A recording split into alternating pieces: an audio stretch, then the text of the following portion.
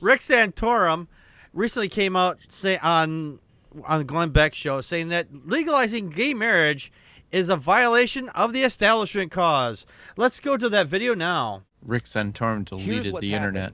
The president, now the Supreme Court is going to deal with gay marriage, and we had David Barton on yesterday who showed us some things that came from the Department of Justice, their attorneys, on the changes that they will inflict on churches. Yeah. We will lose our tax-free status.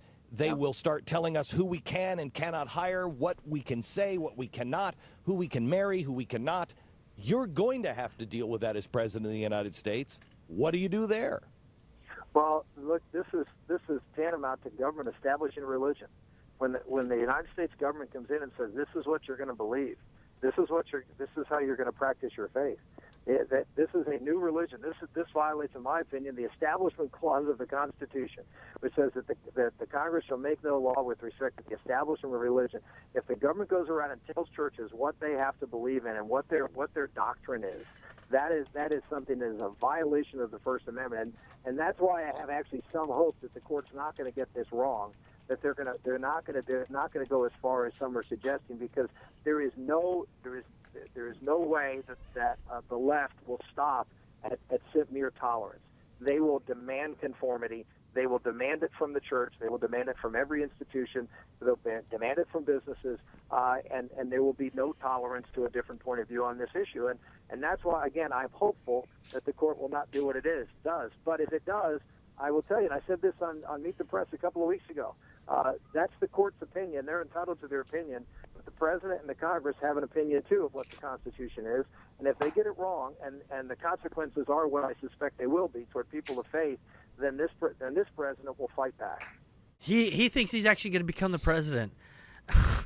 He goes, this president will fight back. Oh, wow. And, real quick here. First off, Beck, he goes, well, the government's going to tell us who we can marry and who we can't marry. Did he? I can't believe he actually fucking said that. That's exactly what they want. They want the government to say, because you're gay, you can't get married.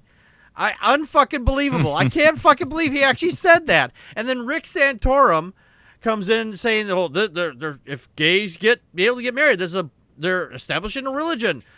Oh, except for the fact is, when he ran for president, I read the Kennedy thing about separation of church and state, and it made me want to throw up, because religion should be part of government. Oh yeah, which religion? Oh yeah, that's right, his religion. Oh. You know what Glenn Beck should do? What's that? Pull his bottom lip over his head and swallow.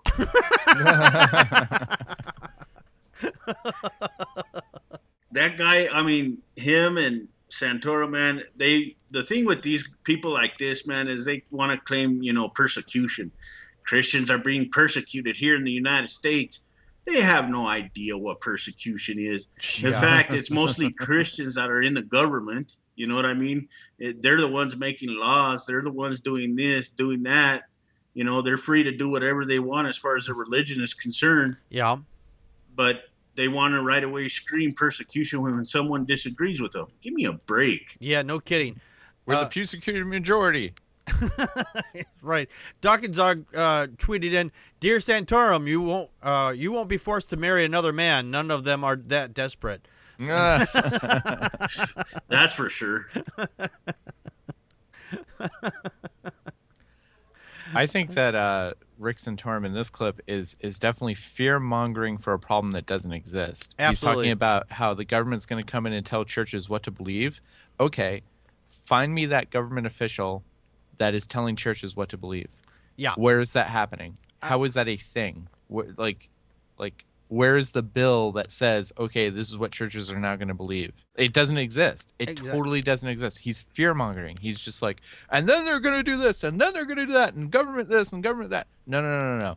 None of that is happening. Right. This is all pretend. It's all in his head. He mentioned that, say, well, they're going to tax the church. I was like, honestly, I'd like to have that happen. In fact, there is a law saying that if church gets involved in politics, that they're supposed to start taxing because it take away their tax-free status. If he were, honest about that, I would have no problem. But he says, "Oh, we're gonna start taxing the church." It's not happening yet. I mean, I would like to see it happen. It's not even proposed. It's not even proposed, right? And the thing is, though, if we did, we could wipe out poverty tomorrow because we lose over $18 billion. That's with a B, everybody. Over $18 billion in lost tax revenue from these fucking churches. Look at these mega churches You're mistaken. What's that?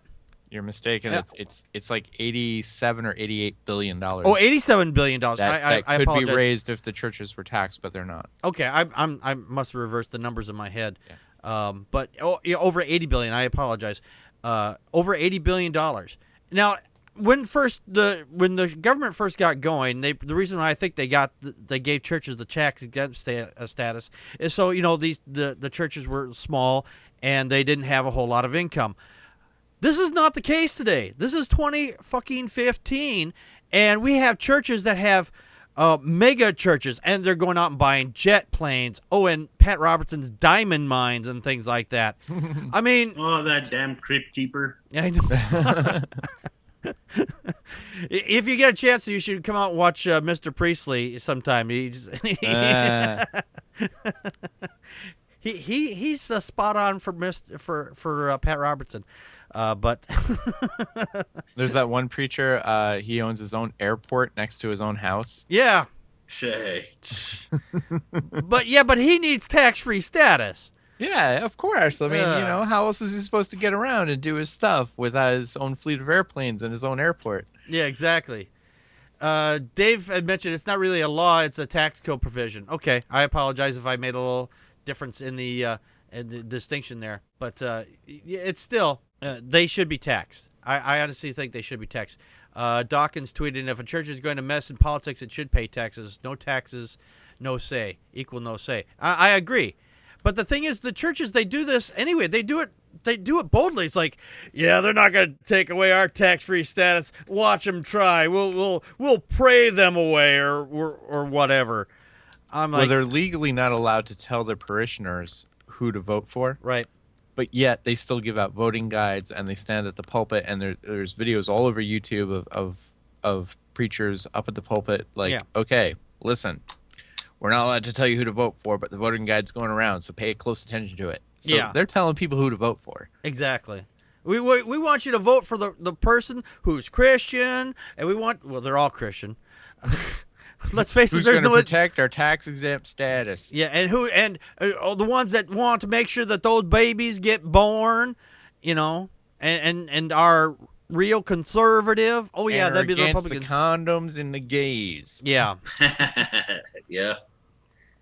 That's what they're doing now. They're really making it an effort as far as women's rights are concerned, and all kinds of other things. Then you got these other states who want to twist the Constitution and sneak the Bible into the public school system and teach it as science. Yeah. We had a mention from Connie in the chat room there. She said, Mr. Priestley thinks Pat Robertson is a bit too liberal, though. I'm just saying.